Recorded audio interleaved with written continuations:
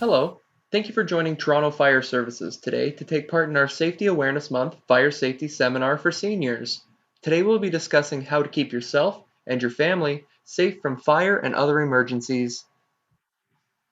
NFPA statistics show us that by the age of 65, you are 2 times as likely to be hurt or killed in a fire. By 75, you are 3 times as likely, and by 85, you are 4 times as likely to be hurt or killed by a fire. This is why it's so important for us to take fire safety into consideration during our day-to-day lives.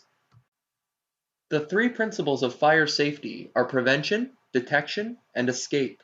These will be our main topics of discussion as they are your three main lines of defense when it comes to fire safety. Prevention is the best and first line of defense. By taking steps to make your own day-to-day life more fire safe, you'll be preventing fires from occurring in the future. We are now going to discuss what the main causes of fire are and how to prevent them from occurring. Unattended cooking is the #1 cause of fires in Toronto. Never leave your cooking unattended. You must stay in the kitchen and look while you cook. While in the kitchen, never wear clothing that could catch fire. Wear short, close-fitting, or rolled-up sleeves while cooking. You should never store combustibles in or near the stove. Clear the counter space around the stove and remove any items that could catch fire. If a small grease fire occurs, remember, stay calm. Simply cover the pot or pan with a fitted lid or cooking sheet and turn off the burner. Do not attempt to pick up the pot or move the pan. If the fire is too big or you don't feel safe, get yourself and your family outside and call 911 for help.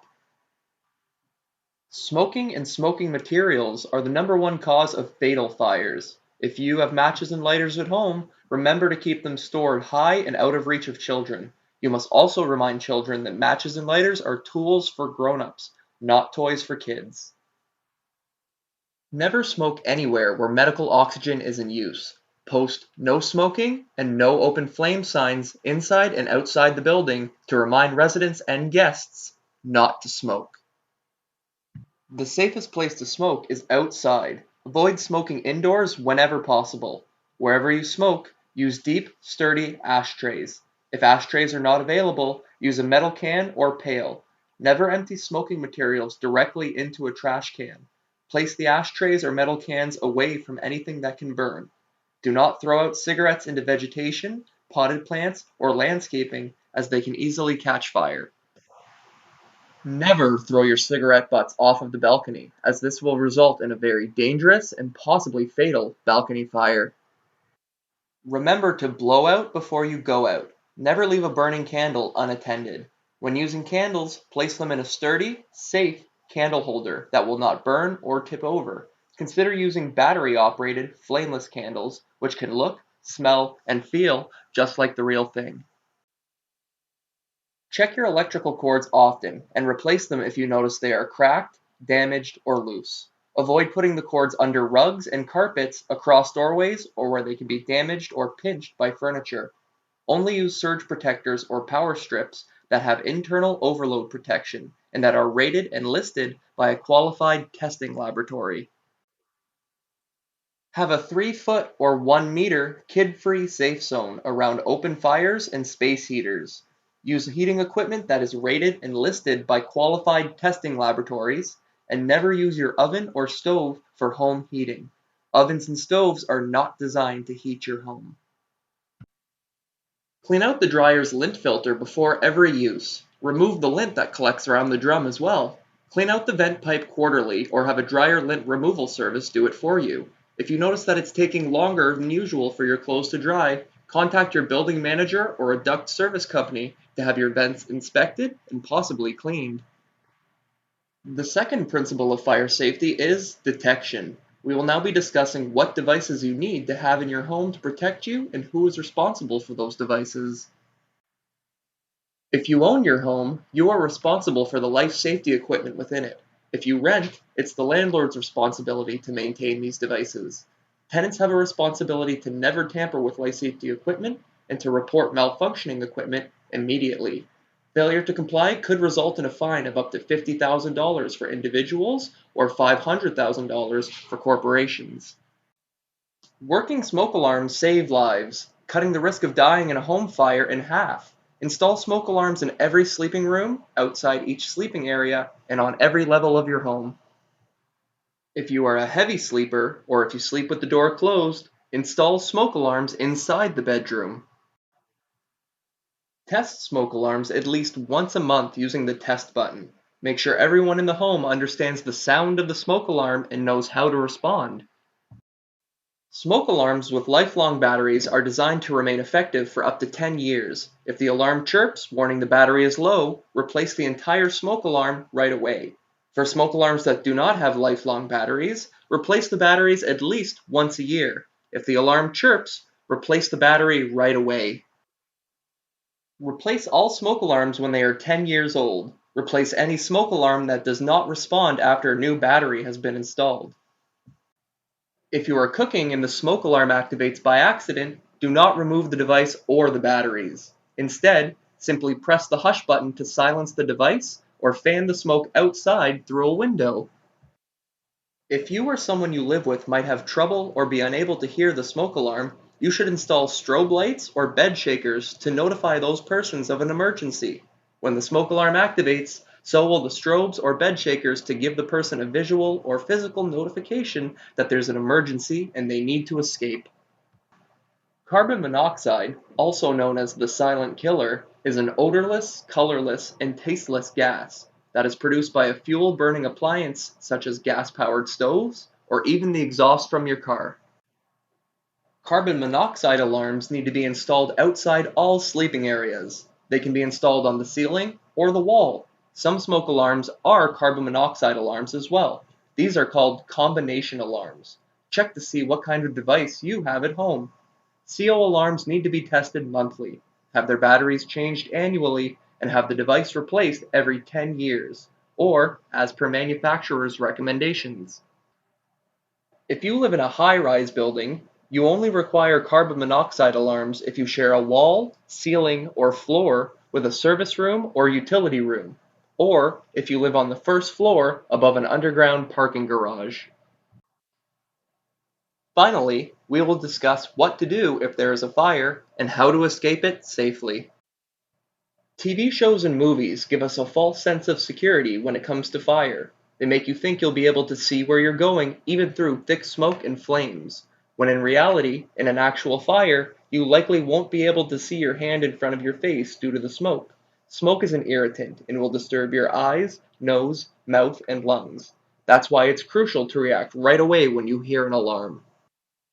In the event of an emergency, you need to plan for your own needs. If you had to evacuate quickly, would you be able to do so? Make sure you have any tools you need to escape, such as walkers, canes, or glasses. Have a to-go bag prepared with important documentation or medications you may need if you are displaced by fire. Make a plan and practice your escape, especially if you have children at home. It's crucial to have a home escape plan that includes two ways out. That way, if one exit is obstructed, you will have a secondary exit that is safe to escape. Choose a meeting place outside, like a tree or a mailbox, so that everyone in your house knows to go outside and meet there. By creating a meeting place, you're able to tell firefighters right away if someone didn't get outside. Remember, never go back inside if there's a fire. If you live in a house, when you hear the smoke alarm activate, you stop what you're doing, get low to the ground to avoid smoke, and go straight outside. Once outside, go to your meeting place and call 911. If you live in a high-rise building, there are policies, procedures, and equipment in place to protect you. Speak to your building manager about what fire safety procedures are in place in your building. Talk to your landlord, superintendent, or building manager about a fire safety plan, which is designed by the building owner to identify the actions that should be taken by the occupants and building management in the event of a fire or similar emergency situation. It also includes an important document called the Persons Requiring Assistance List.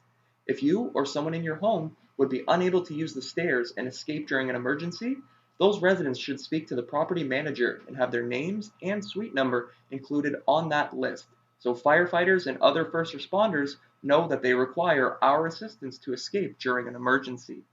Every fire is different. You must act quickly when you hear the alarm or discover a fire. Remember, Most people die from the smoke, not the fire.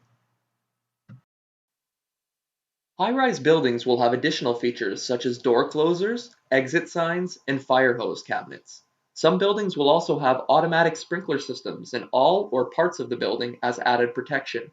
Floors, walls, and ceilings can provide up to a 2-hour barrier against the spread of fire when the suite doors are closed automatically. Every floor has access to 2 separate exit stairwells, which will provide a protected exit to the exterior of the building. A fire alarm system provides early warning and early detection to fire conditions in the building. Modern buildings will often have a voice communication system used by supervisory personnel to make announcements about fire location and conditions, a sprinkler system to put water directly on the source of the fire, or balconies or windows to be used for fresh air if smoke were to enter your suite. Automatic door closers are required in all suites, stairwells, and exit doors. In a high-rise building, doors act as a fire stop to prevent the spread of fire. If the door is propped open, the fire and smoke will spread throughout the building. Never prop open your suite or stairwell door. If you see doors propped open, report it to your building management immediately. If there is a fire in your unit, tell everyone in your suite to leave immediately. Close but don't lock all doors behind you. Leave the building using the nearest exit stairwell and pull the fire alarm on your floor and yell, "Fire! Fire! Fire!" Call the fire department at 911 from a safe location outside. Never assume this has been done. Meet the firefighters when they arrive and tell them where the fire started. Although the safest place to be during a fire is outside, if you live in a high-rise and smoke is not entering your unit, it is safe to stay where you are and await further instructions. If you remain in your unit, you must protect yourself from smoke. Stay in your unit until you are rescued or until you are told to leave. Keep toxic smoke from entering your unit by using duct tape to seal the cracks around the door and place a wet towel at the bottom. Seal vents or air ducts the same way. If smoke is entering your unit, call the fire department at 911 and tell them where you are and then move to the balcony. Close all doors behind you. If you don't have a balcony, go to the most smoke-free room, close all doors behind you, and seal them with tape and towels. If necessary, open the window for fresh air. Show emergency personnel where you are by hanging a sheet from the window or balcony. Keep low to the floor where the air is cleanest and listen for instructions from firefighters. If you must leave your unit, check the door to your unit first. If smoke is entering from around the door, do not open it. Feel the door and the doorknob. If they are hot, do not open the door. Protect yourself from smoke inside your unit as described earlier. If there is no smoke or heat, brace yourself against the door and open it slowly. If you see smoke or feel heat, close the door quickly and protect yourself. If the corridor is clear, take your keys, close the door behind you, and go to the nearest exit stairway. Do not use the elevator. Open the nearest exit stairway door carefully. If there is no smoke, use the stairway to leave the building. If there is smoke, do not enter. Close the door, go to another exit stairway, and open that door carefully. If there is no smoke here, use this stairway to leave the building. If there is smoke, do not enter. If there are other stairways, try them. If there are not, return to your unit or knock on the nearest available unit door and protect yourself from smoke. When you are inside the stairway, if you encounter smoke on your way down the stairs, do not continue. Leave the stairway at the nearest and safest door. Cross the floor area and proceed down the other stairway if it is safe to do so, and leave the building. If you cannot use any stairway to exit the building, return to your suite if possible, or enter an available floor area and bang on unit doors until you are able to take shelter. Never go to the roof. Smoke rises. Doors to the roof are locked and you could become trapped. Remember, stay low to the ground if you are in a smoke-filled environment. The air is cleaner near the floor level. Once out, stay out. Do not go back into the building until the fire department tells you it is safe to do so. In the event of an emergency, make sure everyone in your home can call 911 and provide their name, address, and phone number. Communications has translators available in up to 241 different languages. If you get a burn, cool the burn. Hold the burned area under cool, not cold, running water for approximately 3 to 5 minutes. Do not use ice. Putting ice directly on a burn can cause further damage to the tissue. For a second or third degree burn, go seek medical attention right away, as burns can lead to scarring and a high risk of infection. If your clothes catch fire, don't panic. Simply stop, drop, and roll. Stop what you are doing, drop carefully to the ground, lying straight, cupping your face in your hands. Roll onto your back, and then back onto your stomach. Repeat this until the flames go out. If you receive a burn, seek medical attention as soon as possible. To ensure you get the proper care in the event of an emergency, the Toronto Medical Emergency Services have developed a sheet called In Case of Emergency, or ICE for short. We encourage everyone to fill out the form and keep it in an easily accessible place. For example, your fridge, the back of your front door, and/or your wallet or purse. The sheet is easy to read and contains valuable information for paramedics and healthcare providers should you not be able to speak for yourself or remember important information in the event of an emergency. Thank you for taking part in Toronto Fire Service's Safety Awareness Month Fire Safety Seminar for Seniors. If you have any further questions, please contact us at 311 or visit www.toronto.ca/fire. Thank you for listening, have a great day, and stay safe.